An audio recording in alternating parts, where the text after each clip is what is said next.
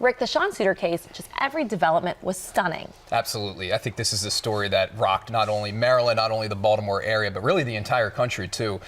This is the first time we've had a chance to speak with Detective Suiter's wife, Nicole Suiter. They welcomed us into their home, her and her 5 children, really opening up about this case, where their thoughts are on the way the investigation is going right now. And they are not happy with that. There's a lot of frustration in that family. They feel like they've been trying to get answers from the Baltimore City Police Department, trying to find out exactly what happened to Detective Suiter. Of course, it's still a wide open case. No suspect has ever been identified. And then we had the IRB report that came out, where that was a panel of 7 people, and their theory was that Detective Suiter committed suicide. Now, Nicole Suiter opened up about that. They do not believe that in any way, shape, or form, and they're actually upset with some of the evidence that was reviewed and how their family was not interviewed for that report. You know, I thought this would be a really tough interview, but you said the family was so open to you.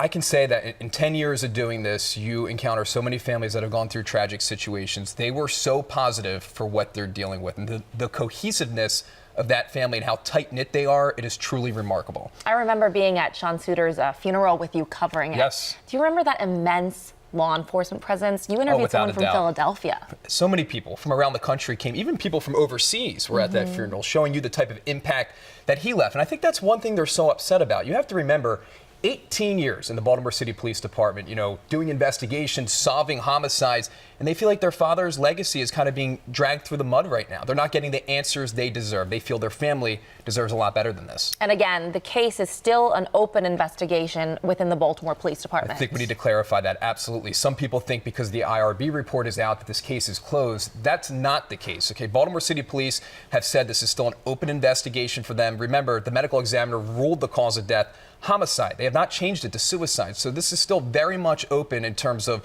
what we could find out here in the coming months. And Nicole and the children, they really do not believe it was a suicide. 150% not. They said nobody knows Sean the way that they knew Sean. And it was interesting because the one son turned around and said, you know, it wasn't even like he was at a low point in his life or he was dealing with a lot of distress.